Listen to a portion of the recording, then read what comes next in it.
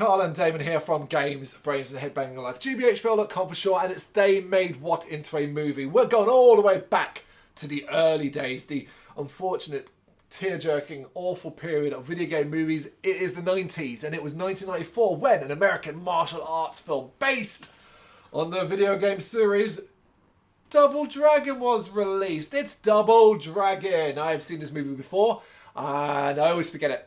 I always remember, oh yeah, the one with Robert Patrick and Alyssa Milano. That's all I remember. I didn't even remember who the fuck the main two boys were. It's always the bad guy and the girl in it. Alyssa Milano, of course, Charmed, Fame and stuff like that. And Robert Patrick, probably best known for the role of T-1000 in Terminator 2 Judgment Day, as well as other movies. Disagree with that. He's best known as Agent Doggy from X-Files.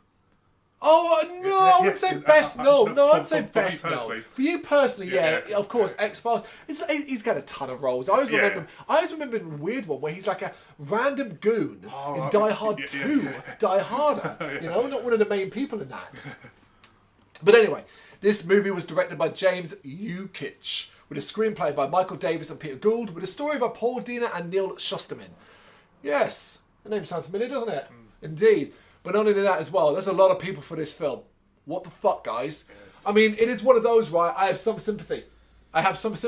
How the fuck do you make Double Dragon into a movie? You don't. You just don't, right? There's certain games they don't work, and this one just doesn't work. Yeah, because, I mean, like you, we grew up playing Double Dragon. Yep. You know, it was never, weirdly enough, it was not my preferred one of those styles. Streets of Rage all the way. Do you know what I mean? Streets of Rage more, but familiar with Double Dragon, familiar with the two-player co-op portion of it.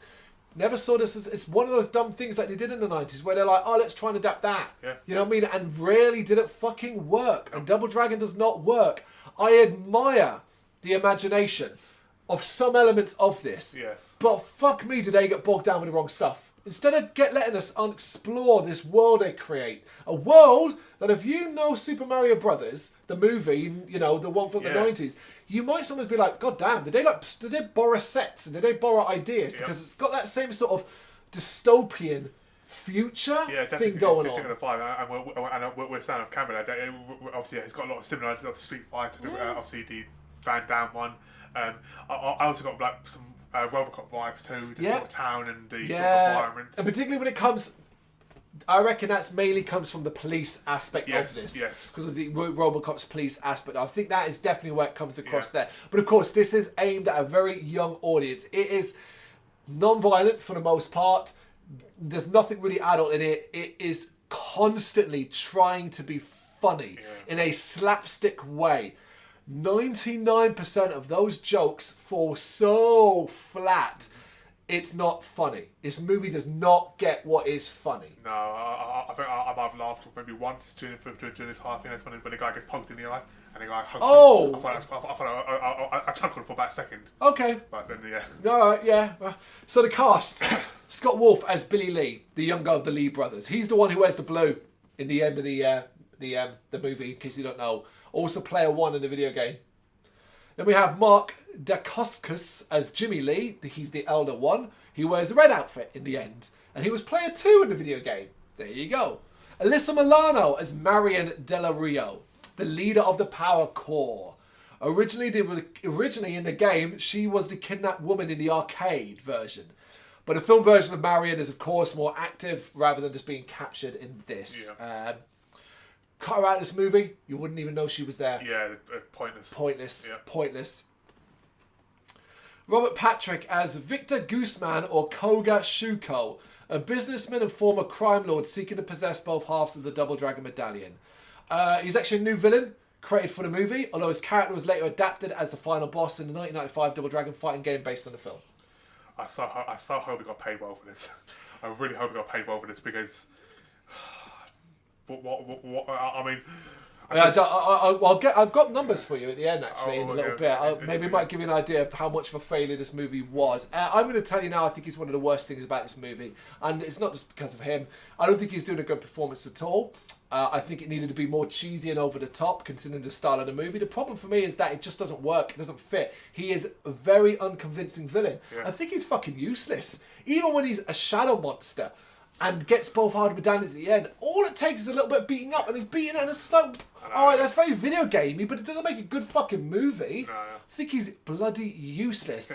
But we talked about this off camera, and we will mention it on it. We're baffled by the decision to make him Kogoro Shuko and imply that basically he's of Asian heritage and elements like that, particularly when he's clearly not Asian at all. We're baffled by the decision because there were many. Look at Mortal Kombat that would come out quite shortly after this. Yeah, exactly. With you know, many prominent, strong Asian actors. Could use anyone. Could use bloody Jackie Chan for God's sake. Or just keep him as Victor Guzman. Yep. But instead, that name is mentioned once, and predominantly he is Shuko through this. Shuko. That is so fucking stupid, particularly as there is an Asian actor in it who plays the stepmother or the godmother of both Jimmy and Billy. So like, I just don't get it. We went with is that he was affordable, but also a big enough name because Terminator 2 Judgment Day had come out a few years beforehand, and he was probably still hot. It worked for me. So as soon as I saw it, I was like, oh yeah, excellent. Yes, someone I like. Yeah, obviously X-Files. Yep. I thought, but I was deeply disappointed. All right. We've also got Julia Nixon as Satori. She's the adopted mother and guardian of Jimmy and Billy, the one we just mentioned. Leon Russom as Chief Del Rio, the chief of the New Angeles Police Corps, and the father of Marion. Yes. Christina Wagner as Linda Lash. That is such a poor name. It's such a poor name. She's Shuko's henchwoman and was originally an enemy character in the video game. And finally, Nils Allen Stewart as Bo Abobo, the leader of the street gang known as Mohawks, who was another enemy character from the video game. I will say, when he's transformed, he's played by someone else, but I forgot to write their name down. So there is someone else who plays him when he's been transformed. That makes more sense, yeah. I thought this was interesting. The soundtrack featured, really to show you it, Coolio, The Farm, and Crystal Waters. It's like, all right, yeah, that's about right. Yep. I fucking hated a lot of the soundtrack in this. I really did. Nope. So, budget. 7.8 million, which isn't as much as I expected, but still a lot for the movie. Because you can tell it's got some budgetary issues all the way through. Yeah, definitely. Particularly when it comes to set designs. But the film grossed 1.3 million domestically in its open weekend at 1,087 theatres in the US and Canada. Wow. So it opened wildly and grossed fuck all in its opening weekend, resulting in only 2.3 million during its entire North American theatrical run. The film's estimated worldwide total gross is approximately 4.1, plus a lot of other numbers, but 4.1 million. So it didn't even make back its budget. It lost money. He must have got paid peanuts then, do that. Oh no, I think probably he would have done. He would have done it right because you'd get paid. He would have get paid before. The numbers come in. But like this was a 7.8 million and it made 4.1. That's a flop. Yeah, that's ouch. Wow. Yeah, ouch. For video game standards, that's probably one of the worst. And as far as I'm aware, we've never had anything in the world of Double Dragon ever since. I don't think we've had a show. I'm pretty sure we haven't. Not even like an animated show, or maybe we have. But we've looked through this. I'm sure I would have noticed if we'd had a Double Dragon TV show. So yeah, this was the one and only thing for Double Dragon, and rightfully so. Yeah. But you don't need Double Dragon. It's not compatible for a game. No, and because of that, they make a mess of the story, trying to tell a story. As we begin with opening narration telling us about a mystical medallion, but it was split in two, with one half having the power over body and the other over the power of the soul, the legend of the Double Dragon. And immediately you might be like, what the hell does it mean? Power over the body and one over the soul. Yep. So if I have one half, I can control someone's body, but I have the other half, I can, take their soul? Yeah. I can Shang Tsung this shit? Do you know what I mean? Like, I don't get it. Yep. And I don't think by the end it does a good job of explaining any of it anyway. Somewhere in China. I love a fucking bit of wording that says somewhere in China. You want to narrow it down for us a bit? A village is being attacked by a group of mercenaries who are searching for the medallion. One elderly man runs into a cave and is pursued by a masked individual from the mercenaries. Inside, the old man hilariously gives away his location. You know how you don't hide? Showing your head. I know. You know what I mean? Yeah. Maybe don't do that, because that's literally what he does. He just pokes his head above the parapet. Anyway, he ends up gives away the location of the medallion, which is, to be honest, he didn't need to. Sitting there. Look to your left. It's sitting right there on the wall. Tell you what. Lit up by candles. it's jumping a bit forward, but Go on. when she announces to the boys, I've got this is one piece, and the other one is hidden. He'll never find it. He'll never find it. Well, he found it easily. Yeah. And nothing explained how he found it. Yep. And just sitting out in the open, this monk or whatever led him to the cave. He knew he was being followed, but it just makes. No guards. Yeah, No yeah, one was. yeah, It was yeah. like a village of elderly people. Where Yeah. were the guards trying to guard this all-important thing? So this person isn't taking it, and it reveals themselves to be Linda Lash. I've got to say it that way. Every time I heard it, I was like Lash. You know what I mean? And she makes a call to her boss, Kogashuka, revealing that she has the piece. We then cut to New Angeles, what was once Los Angeles, a dystopian city in shambles following a gigantic earthquake in the oh-so-futuristic year of 2007. I laughed my fucking head off of that.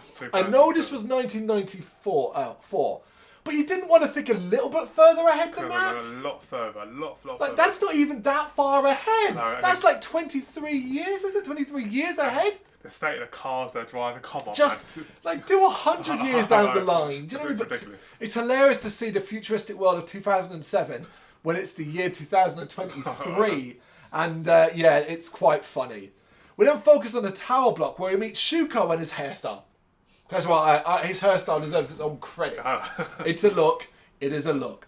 Who continues the narration about the Double Dragon legend to his goons. Apparently waiting now to tell all his goons about the Double Dragon. Yep. We then get a brief aftershock, and Shuka then suggests the original Quake heralded his arrival. He's doing a full-on villain talk here, you know, I am this and I am that. And the original Quake, well, that heralded my arrival, and I'm here to do this and I'm out to do that. Yeah, whatever, man. It's one of those. It's a really boring speech. Yeah. He's searching for the Double Dragon, but is outraged when he sees he only has one half. So she obviously, being an idiot, went, Linda Lash, went, I have the medallion. Didn't say to him, it's only one half though, half, right? yeah. Like, there's only one half here. So clearly, like, why wouldn't he think it was a medallion? When he picks it up, it glows in his hand and it seems to imbue him with power, and he demands that the other half is found now. Well, duh.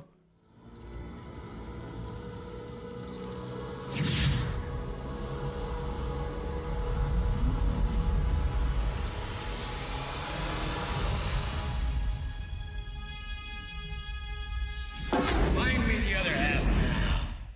Cut to a woman watching a martial arts tournament. She has the other half around her neck. I wrote here, maybe hide it, or it's so big as well. Like, we're not talking like a small medallion. We're talking it's like It's fucking that huge. big. I'm surprised she's not walking around like that because it's weighing her down. I mean, when I saw her, because it doesn't show, but you can see the rope. Yeah. I was like, okay, there it is. Yeah, but later she's just wearing it openly as well. But this is Satori, the adopted mother of the teenage brothers Billy and Jimmy Lee, who are in some sort of tag team fight. Hot shots, man.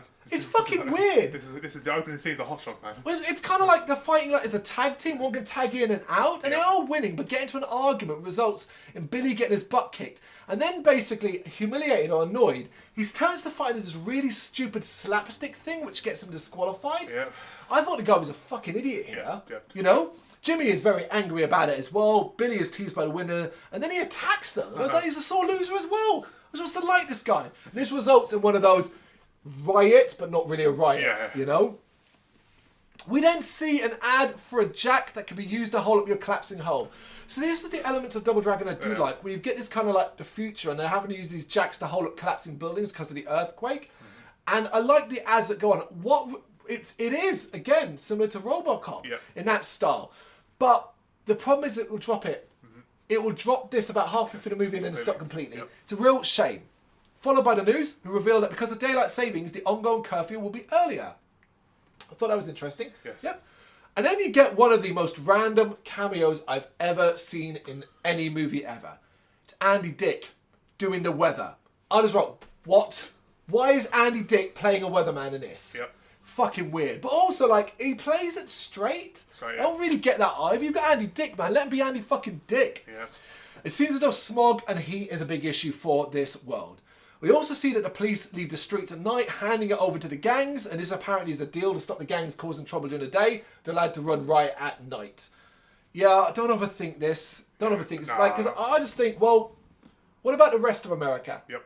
Where are the other cities? Are they okay? Are they fine? Because you're implying this was only this city. Yep. So why aren't they intervening? If the police are struggling here, why isn't the sort of national idea helping them out? Armies, whatever.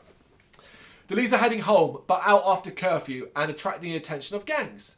Pulling over to help a pretty lady, they're accosted by gang members led by Bo a Bobo. I hate his name, saying it. And we get this weird technology thing here where they're able to search for Bo a Bobo's details in a computer.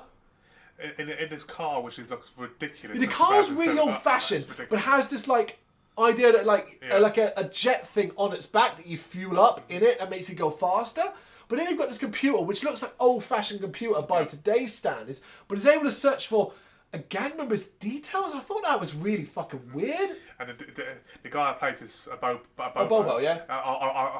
I've seen him before. I reckon he plays goons a lot. Yeah, I recognise his face. Because he's got a bit of a comedic touch to him as well, where it looks like he can be a bit silly. But they discover he's a bit of a beast. They say, look, we'll leave you alone for $50. But then they see the medallion piece around Satori's neck and try and take it. The Lees drive off on a chase down the street. Some of the details of the dystopian future as we drive around is quite interesting. I like parts like this. I want a bit more of that. It kind of reminds me when you first go into the Super Mario Brothers world where Koopa rules. And you sort of see how that looks. It's like, okay, it's pretty cool. They're unable to escape as they end up in a tunnel and end up side by side being hit by the gang's truck.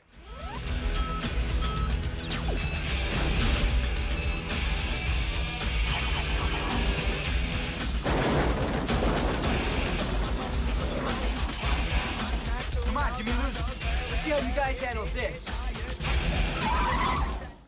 Problem with this is I found this chase really unexciting. Yeah, it was boring. Because it also goes on for ages. It really keeps going and going and going. Far too long. Yeah. And then loads of jokes about, let's take shortcuts. And yeah, just not funny at all. Also, like, reference, he says the line, dude, you must suck at video games. Yeah. Yes. The Lees are able to get a boost and escape down an alleyway, but out of control and end up having to stop when they reach a wall. The gang are going to ram them, but end up crashing down the tight alley. And the faces here, like if you don't know this movie is playing it for slapstick idiocy, the faces here will do it. Here's the thing, I do praise the stunts. The crashing of the cars, it's quite good. It looks cool. I like that. But it's tied into this just really super silly faces that just doesn't work for me. Because obviously this is like pre-CGI, not really. Yeah, you would have acted. Well, you could do. Well, no, there was plenty of fucking CGI in this.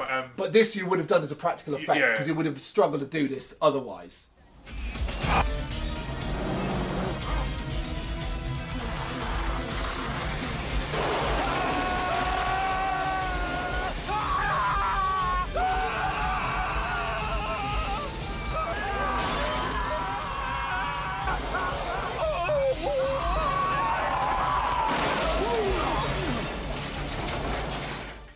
But it's not over yet, though, as the Lees argue the gang emerges from the trash truck. It looks like we're going to have to fight. Wait, what? Fighting in Double Dragon? No way. No, here come a load of people who look like they are... what would you even describe it? Art students. Yeah. They're all dressed in colours and all on skates and stuff like that. Hippie sort of stuff. Yeah, this is the Power Corps. Yeah. A group of vigilantes headed by Marion DeLiaro.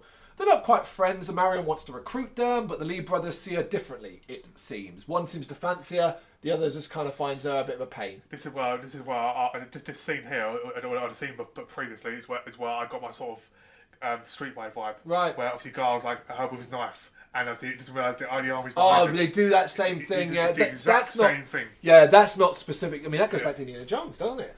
Oh yeah. It does go back to Indiana Jones, yeah. Like him in the running around the corner, and then having to turn, and the camera sees him running back as he's chased by. Like, that's some traditional slapstick humour, really. Even Star Wars, actually, Star Wars. Yeah, of course. Again, same thing. Yeah, runs around a corner and it's just a fucking hangar full of stormtroopers. Yes.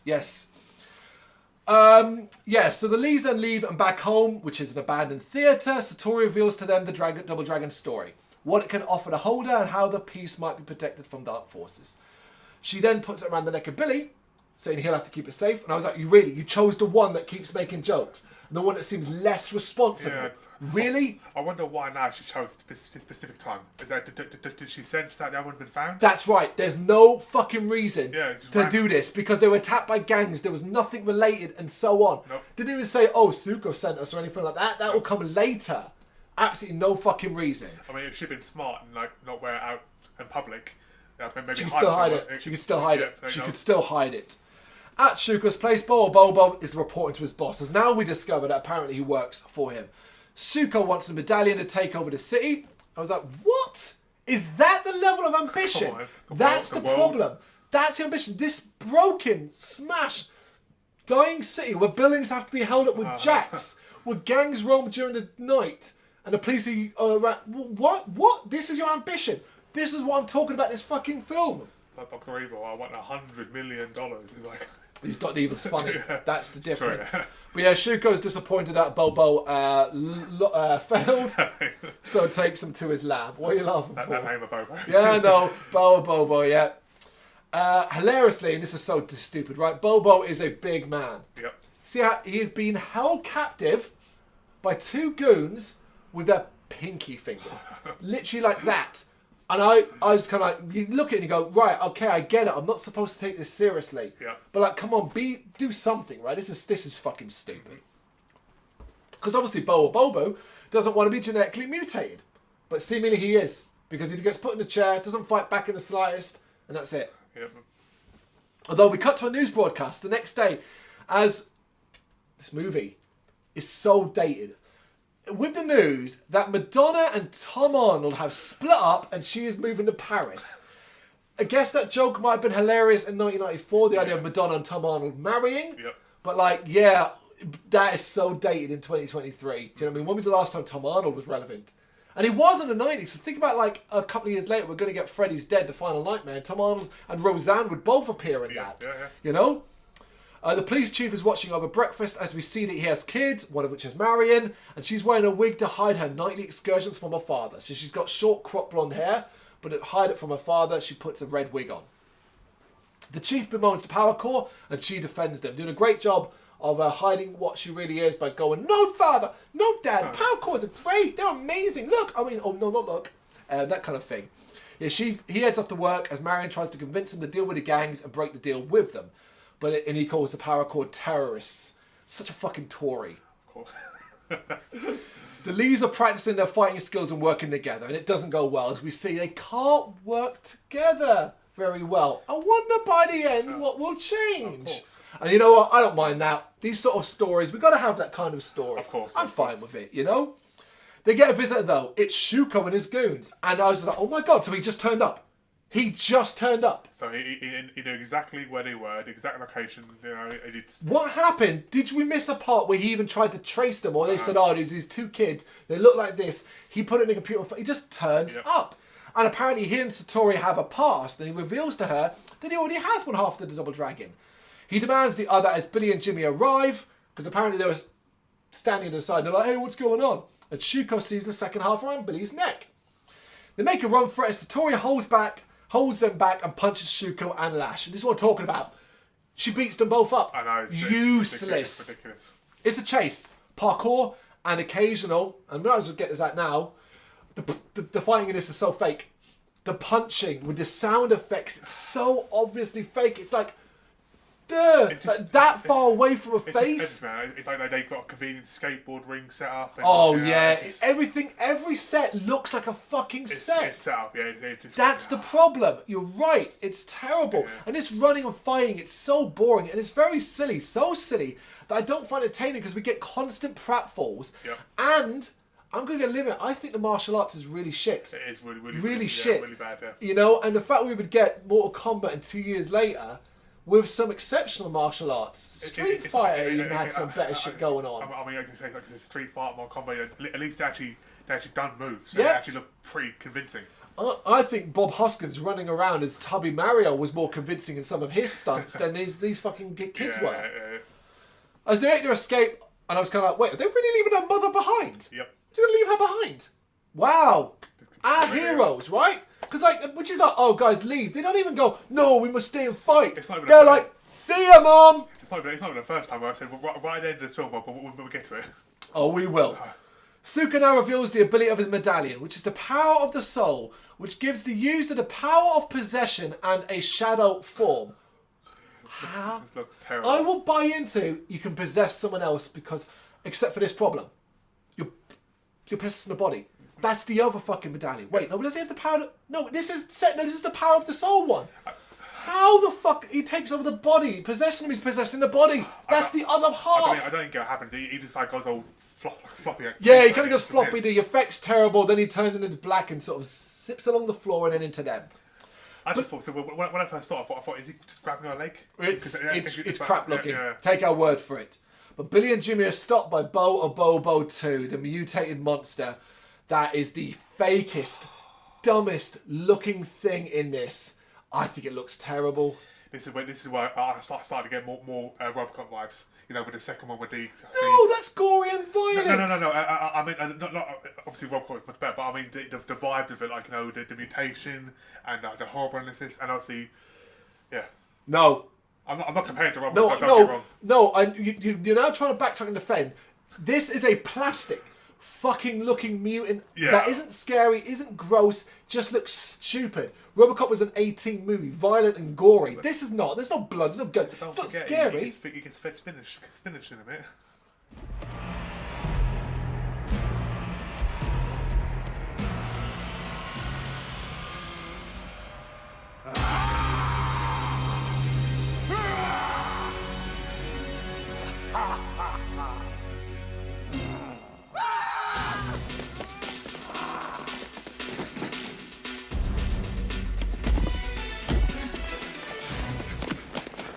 What was that? No idea.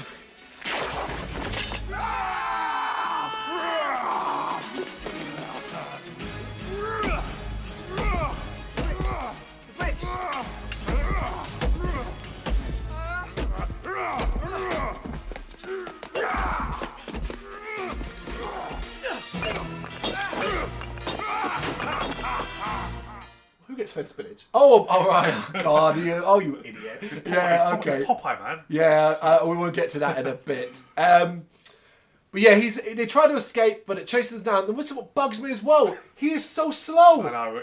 He's a big hulking beast, and they can't outrun him.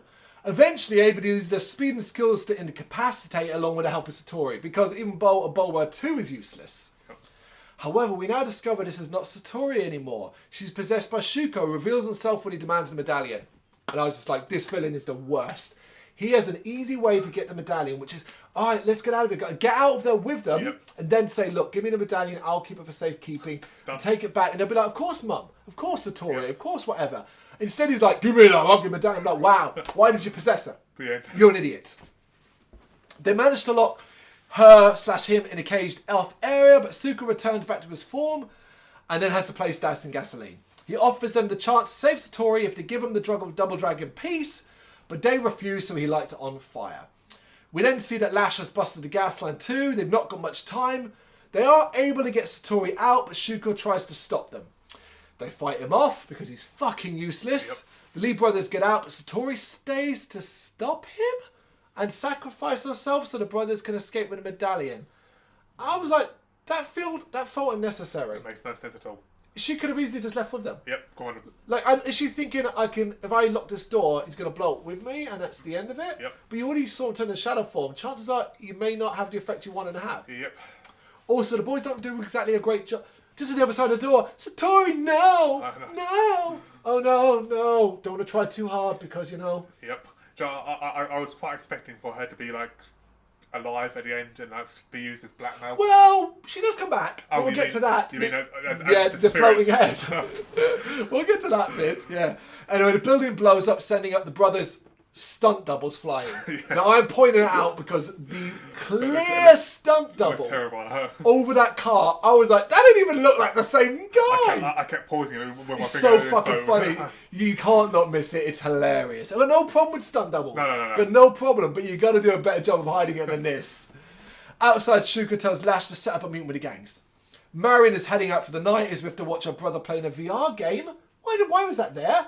You know what he should have been playing? Double Dragon! Why would you not have him playing Double Dragon? In a brief cut of 10 seconds of him playing Double Dragon, but this is a random VR game. It would have made some publicity. I would have been like, oh yeah, okay, they're playing the game. Ha ha, stupid, but why not? All the gangs have met, and I was like, good God, for gangs, they're really organised. Yes.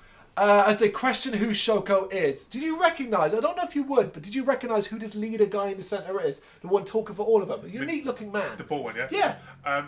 I don't know. I didn't recognise him, but I didn't say it before. But obviously, Patrick Robert, this bald guy here. Patrick Robert. Robert Patrick.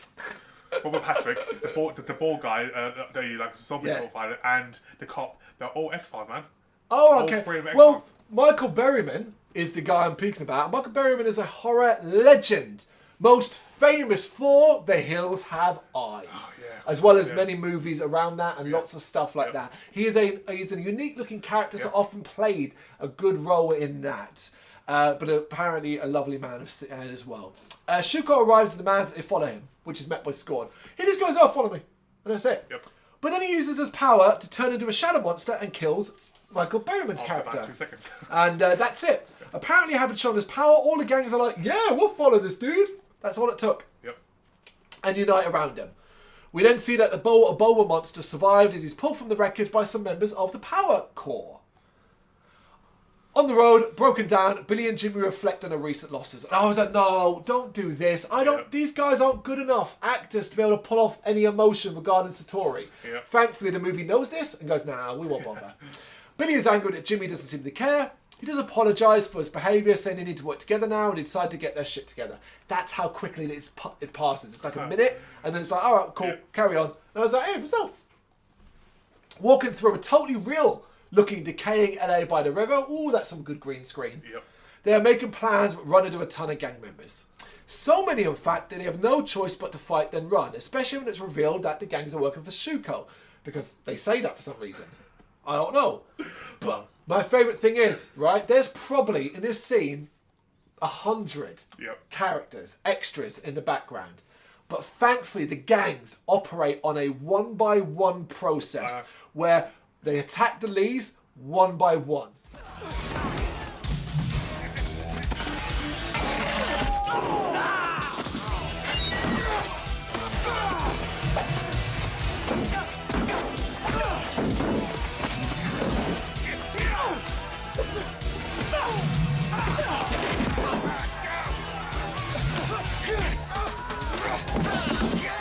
In fact, the Lees will be beating up one of the gang members, and all the other gangs will just be going, "Yeah, yeah," in the background. And like, why are you doing one by one? Even the game knew to throw a couple at you at the same time. There's 2 or 3 things about the scene which made me laugh. Yep. I mean, one, the fact that how fast they were found for starters. Oh yeah, it's obviously instantaneous. Just straight away. And then the second one, you must know, is the postman. Well, of course, actually, I'm going to say this. Here's the thing, right? This scene is quite boring, but it's also very silly, and the music here really blows. That's what I was talking about. But again, you quickly establish this is all being played for non-existent laughs because they're attacked by a flying postman. Do you see what I mean? Like, this is what they're doing. They're playing it for laughs. He's in it again. Yeah, absolutely. I just don't get it. What the hell's a postman doing? Because it's like a postman gang, isn't it? That's what it's supposed to be. And I can think that's amusing if the movie had the chops to be humorous, but it's not funny. Special delivery!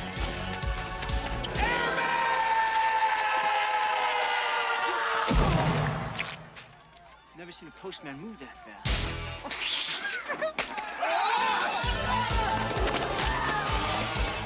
As Billy and Jimmy narrowly get away after hiding in a shack and making more bad jokes all the way through this.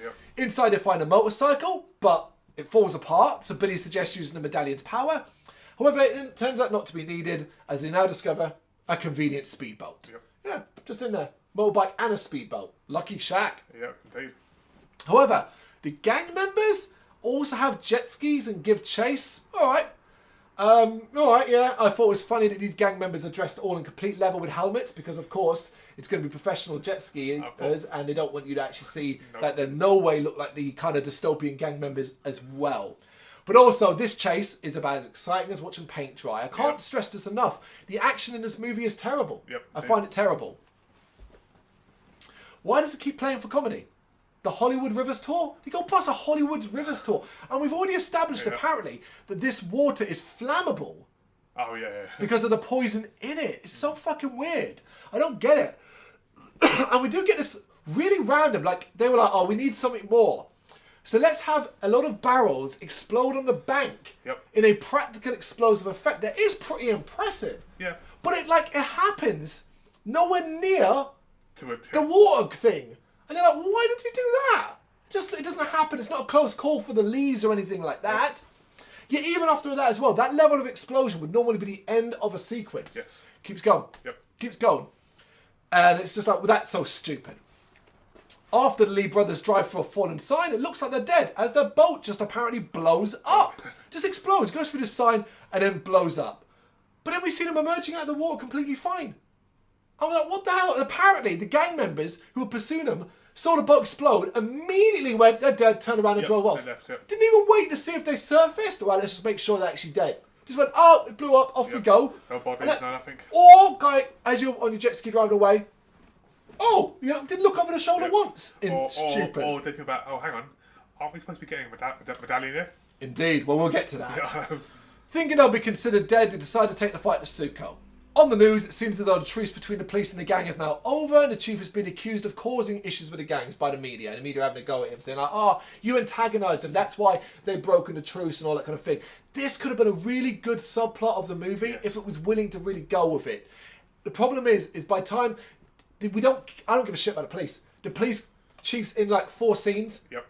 It's mainly because he's related to Marion, and the rest of the police that we will see later on in the movie pop up and that's it. That's it, yeah. There's no like heroic feel stand or anything like that compared to we're going to use it, RoboCop's I know, man. amazing stance, you know? I love that. In Shuko's office, he is mad that they haven't found a medallion piece in the river. And he says, is it too much to ask for dominating one major city? And I just like, you are the worst villain in any...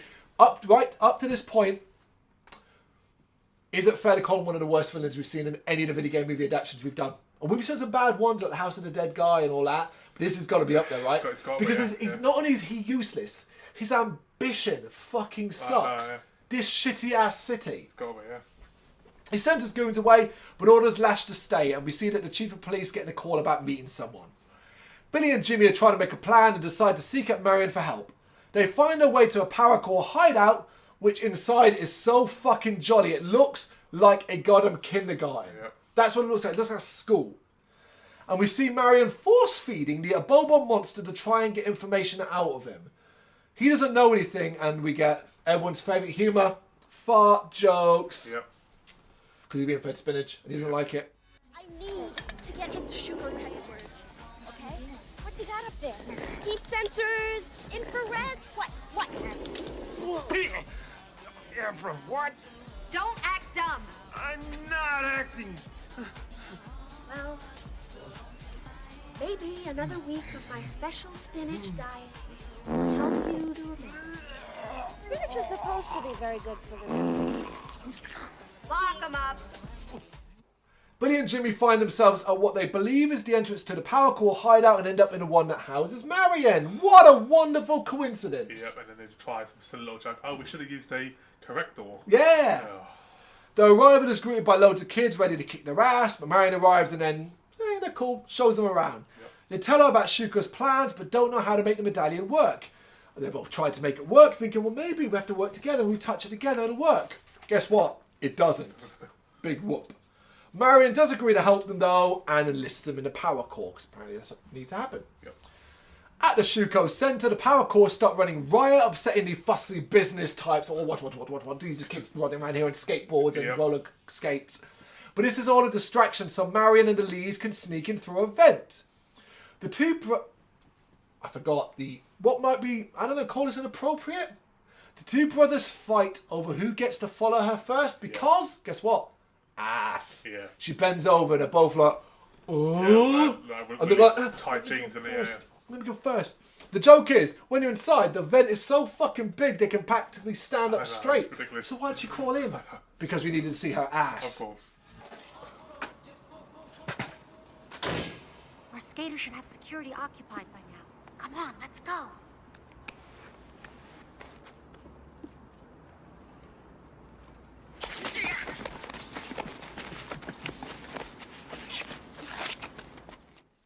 The plan is to use Abobo's gang link thing to upload fake information to Shuko's mainframe that shows some gangs are getting less profit, which will cause trouble between them all.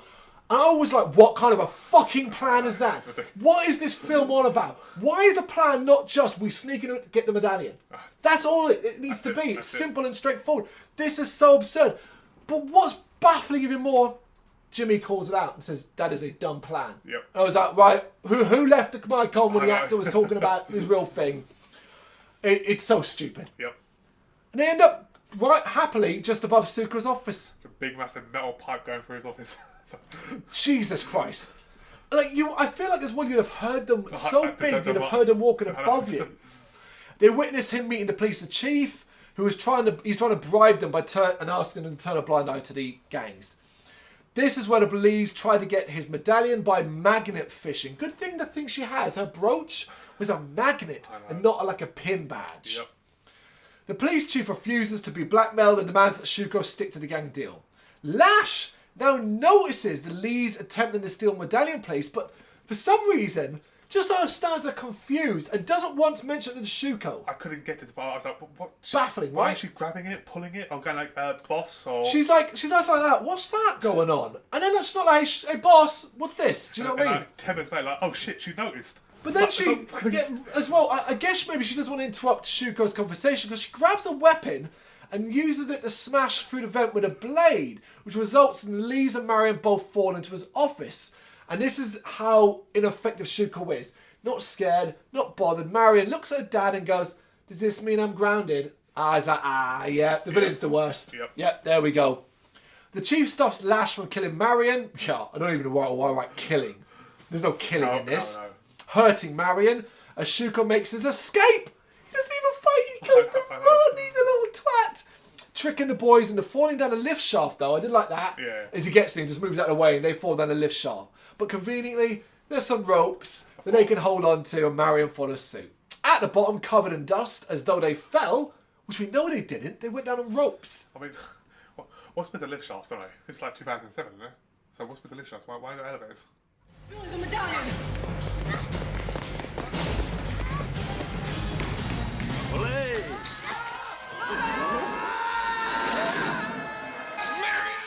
Why wouldn't there be? It's the future, eh? Well, yeah, but it's not that futuristic. Oh, yeah. Do you know what I mean? You notice that. Shuko transforms and goes after them. This while the worst fight of the entire movie happens. Chief versus Lash, who starts to use her whip. Cut between that, Lisa Marion are in Shuko's lab and discover bodies in suspended animation. I don't mind some of the designs on these monsters here. Yeah. However, one that has been recently transformed into a monster wakes up. Looks like a basketball player. I don't know if it's a cameo or not. Looks like he might have belonged in the Monstars. Yeah. Do you know what I mean? Yeah. The police chief is able to incapacitate Lash by pushing a heavy statue on her. You would not believe this. They stand opposite this statue, this one with like a heavy statue on it, a plinth. And he keeps ducking down as she tries to get him. And then he just goes, ugh. And she sort of standing and goes, ah. But And lands on her. Really powerful enemy boss female gets her done over by some... It's so dumb. Yeah. It is dumb. The Lees are able to crush the mutant, but it's revealed that it was Shuko possessing him. His corporal body, though, is able to be banished by a fan. They turn a fan on it that sucks him away. I was like, he's just so bad. He's so bad. He's dead. We did it. He's No, dead. of course. Oh. Obviously, he's not dead. The fan turns back on and he returns. He now possesses more mutants and we get more brief crap fighting. After damaging the hydraulic system, it begins to fail and Jimmy is separated from Billy and Marion and captured. Right. This is the bit I was on about. Okay. This geezer, he forgets about his brother in about 30 seconds. It's like, okay, we'll leave him. Yeah, Like, that's your fucking... He's the last of your family. Yeah, Marion's kind of like, oh yeah, we'll better go. And he's like, oh yeah, go on. Yeah. It's like... Yep, they never seem to give a flying fuck. I know. Absolutely. Having been defeated and locked out from Jimmy, Billy and Marion return to the Power Core base. New LA is apparently burned into the ground as the gangs are running riot. The police chief orders his men to retake the streets, because you know we're all on board with that. It's an order that doesn't go down well with his officers, so he goes out alone. If I have to do it alone, I will. Alright, dead. I actually kind of agree with the officers, you know, like the 30 and against hundreds. And Yeah, you hundreds. need to bolster our defences here. Give us some guns. Allow us to do this. You know, am I allowed to shoot people? Yeah. You know what I mean? That kind of thing. Shuko has Jimmy tied up and is trying to barter with him. He's such a shit villain, he now reveals that he killed his father. Why has this got anything to do with it? Gotta tell them Nothing. The plan, man. It's like Dick Dastardly all over again. And apparently he's over the medallion. And I was like, what important plot point is this? What? It's irrelevant. At the power core base, Marion points out that the wearer of the medallion is immune to the powers of its counterpart, meaning Shuko is not able to possess him as long as he has it. She reckons she noticed that when they were fighting as he tried to possess him and couldn't. I couldn't remember if it happened, so I just went, you know what? Sure, why not? Yeah. Why not? Her and Billy then have a completely and utterly unearned moment as they're about to kiss. Yep. I was like, no, you have not earned that. No. But the gangs attack the hideout, thankfully. Led by Lash, it's chaos. Watch a lot of the stuff going on in the background here. There ain't much actual fighting going on. How does she get out from the statue? Oh yeah, that's true, yeah. And Billy and Marion have to fight.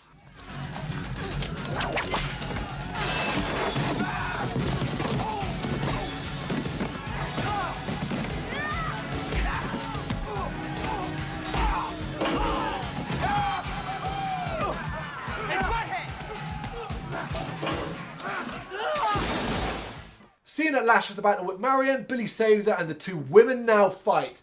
It lasts all of 10 seconds and Marion wins easily. And it's like, oh, well, that was worth it, wasn't it? In his toilet, that's what I call it, right? Bobo is in a toilet looking at a sexy picture of a woman that he's into, but then sees himself in a mirror and is heartbroken by what has been done to him. And he's so angry he breaks out. But this toilet looks to me like the one from the Saw movie. Yeah. It's filthy, it's got flashing lights. I'm half expecting to see a fucking doctor and a guy chained up in the corner. Do you know what I mean? You know? Yeah, it made me laugh. The fact that he looks in the mirror and he doesn't realise he's been transformed, like, you didn't look at your arms. Didn't look at your arms. Didn't go, I've got this massive lump on my neck. I know. Didn't pass by a reflection at any fucking point. The fighting continues, but Billy stops when Jimmy appears. Oh, Jimmy's here. Happy days. And Billy's happy to see his brother. But Jimmy is actually being controlled by Shuko and the two brothers fight. It's the fight none of us have been waiting for. Shuko, I need to... let me try the medallion. I've got a plan. Done. No, fight his brother. It's totally a good idea. Yeah. But it is, like I said, the fight. We have been building up for this all film. These two brothers on opposite sides, together, not together. Player one, player two, people waiting for this fight, and I couldn't give a flying fuck.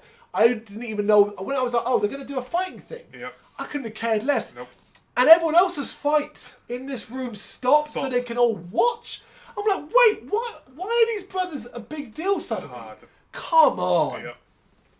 But in the fight, Billy accidentally activates his medallion's ability. How? Who knows? Never gets explained. But it's the power of the body and effectively makes him invulnerable to harm. Don't mind that. Yep. That's fine. Realising that he can't beat Billy now, Shuko threatens, well, look, I'm just going to kill Jimmy instead. And Billy just goes, completely calls his bluff. And, rather than, kill Jimmy, Shuko releases Jimmy and uses that as a distraction long enough to get the medallion. Yep. It's just, okay, all right. I'm pretty sure you could have killed him. Anyway. Could have done from the very start. With both halves, he now unites the medallion and turns into... When I saw that, I thought, what the hell's going on? Into a pair of shadow warriors with katanas that disintegrate anything they slice through. And them appearing cuts all the power and turns the city dark, apparently. You're gonna love this.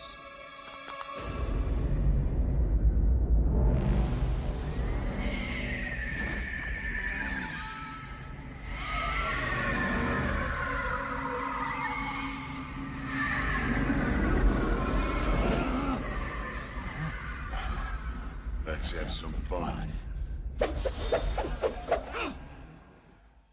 The Lee brothers fight but can't beat them, obviously. It's so uninspiring. Don't forget, the turn to the lights. Because apparently, I thought, when I wrote that, I was like, oh, he's done it in a city. So, he's turned the power off and he's blocked out the sun. Because he needs to be in darkness. No, all he did was turn the power off in this place. I was like, well, he's a fucking idiot then. Wow.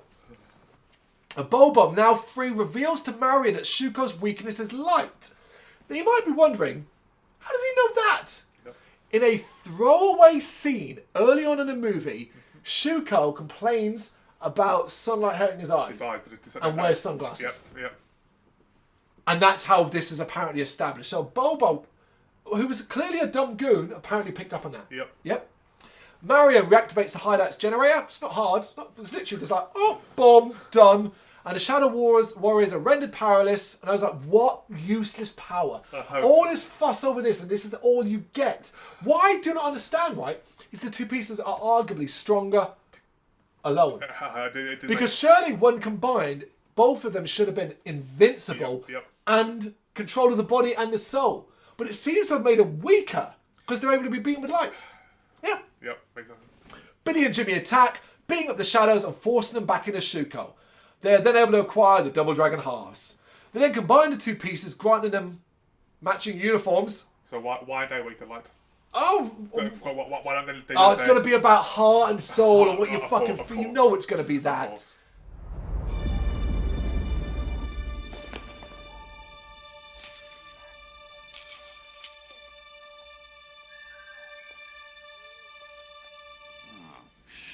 You said it.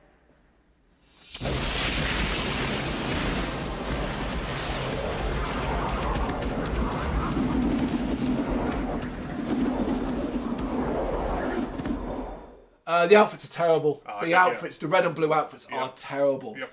And then they briefly see a vision of Satori's spirit as she gives them encouraging words. We're laughing, right? Because it's one of those really cheap things where she's in the sky as a disembodied head going, go on, guys. I believe in you. So. And they're like looking up like that going, thanks, Satori. It's fucking so bad. The brothers then attack Shuko and Jimmy possesses him to make him do embarrassing things. And this is where I hope he got paid a lot. Yes. Because it's just embarrassing shit.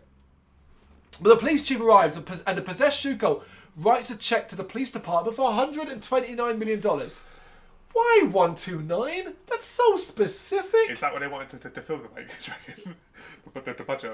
Did well. He then tells the police chief to arrest him, which he does. Now back in his normal body, Shuko is shocked to see what has happened as the rest of the police apparently grew some balls and arrived to take back the streets. Shuko is sent to jail while demanding to check back and declaring that his lawyers are worse than him. I like that line because I 100% believe the police chief will not be able to get anything to stick on Shuko. Nope. And also, you're not going to get to cash that check. Sorry. I cancel it, Yeah. The Lees agree to protect the Double Dragon and stay and help rebuild New LA. Marion then shows them that she had their car rebuilt, getting all this happy stuff at the end, like a happy ending. Jimmy shakes her hand, a Bobo comes along and asks to hang out with them, which Marion agrees. However, it's because they think Billy is possessing him. So they're like, all right, we'll let you join him. And he's like, can I drive? They're like, yeah, we'll let you drive, a Bobo, thinking it's Billy. However, in the back seat, Billy reveals himself and they scream as a Bobo takes off at speed. And crashes and it blows up in the old And it's and the last scene is Shuko's two of his goons that have been throughout it. Weirdly enough, gentlemen of Asian heritage as well, and who've appeared as extras in lots of things. One of them, I always remember being in Die Hard. The original Die Hard. Oh, actually, the candy biting guy. Yeah, the candy biting guy, and they're holding up signs basically saying, like, we'll hench for food. They could have paid for Lee Shuko. Because the name value of Robert Patrick. Of course, And that is Double Dragon, the movie. It is unbelievably boring. And incredibly bland, which is really weird considering all the visual things it's got going on. There should have been so much more imagination used here, so much more clever things. It's really disappointing that it turned out the way it did. Yeah, well, I mean, as I said to you before, for me being a fan of Robert Patrick, when I saw his name before, I was like, okay, it could have some value. Which is fair. Very disappointing, he said... one of the worst villains ever. Arguably one of the worst ones we watched, films we watched. I mean, obviously, Alone in the Dark is probably... Alone in the Dark, House of the Dead, that is some wanky stuff. This is I like this more. Just above it, yeah. It's not by much, but I like it more because... I suppose I said there are things, because it has moments in it. So. Yeah, and the thing is that I understand once you understand that they aren't taking this film seriously in the slightest, you can enjoy it a little bit more. Yeah. I think it's a mistake, and I think almost all the humour, and I mean almost all the humour, falls extremely flat. But I think once you understand it, you can let a lot of things slide. And I think that this proves that not every video game can be made to a movie. What was with the 90s when they were trying video game adaptations? What was with them picking some of the dumbest, hardest stuff to adapt? I realised, okay, we were still in the early stages, so we didn't have big narrative adventures and stuff like that. We wouldn't get that for a while yet. But goodness me, Streets of Rage would have made more fucking sense than Double Dragon, I think, potentially, as a sort of coherent sort of plot point. I admire the imagination to try and do this, but they go with the laziest options possible. You know? And it doesn't work for me. Nope. Double Dragon, the 1994 live video game movie adaptation. Do you like it? Have you got any thoughts on it? Do you think Robert Patrick is a good villain? Let us know in the comments. Thank you very much for watching. If you liked what you saw, please help us out by giving us a thumbs up and hitting that subscribe button. If you really liked what you saw, consider donating to keep the website and channel running by buying us a coffee via our coffee page or picking up some merch from our Big Cartel store. You can check us out on gbhbl.com as well as via our social media, Facebook, Instagram and Twitter, as well as listen to our interviews via SoundCloud, Apple Music and Spotify. Just search for GBHBL. Games, horror and heavy metal. What else is life for?